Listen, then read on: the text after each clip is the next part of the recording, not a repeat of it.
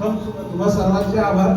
पण गेले कित्येक दिवस एका व्यापात असल्यामुळे कधीच पूर्ण कार्यक्रम बघत नव्हतो, थांबलो नव्हतो. सारिकाताईंना माहिती, श्रीसरावांना माहिती, एक तासाभरानंतर मी जात होतो. पण आज तुम्हाला इथे थांबायला भाग पडलं, त्याबद्दल तुमचे मनापासून आभार.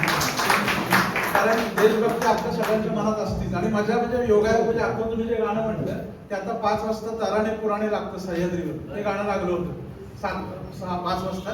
आणि त्या गाण्यानंतर जुडवा बदलं सलमान खानचं लागलं.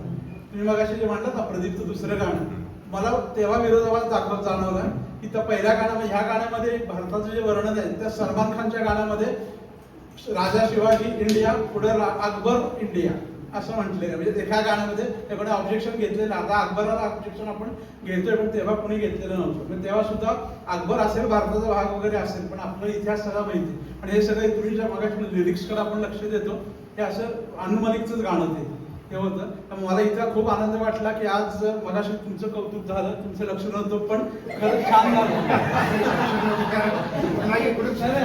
चांगलं असतं, आपलं कौतुक आपण ऐकायचं नसतं. म्हणून तरी खूप खरंच संगीत खूप छान आहे. ते प्रत्येक गाण्याचं खूप वेगळ्या प्रकारे तुम्ही वर्णन केलं होतं. आणि मला इथे थांबायला भाग पाडलं, त्याबद्दल परत सगळ्यांचे आभार.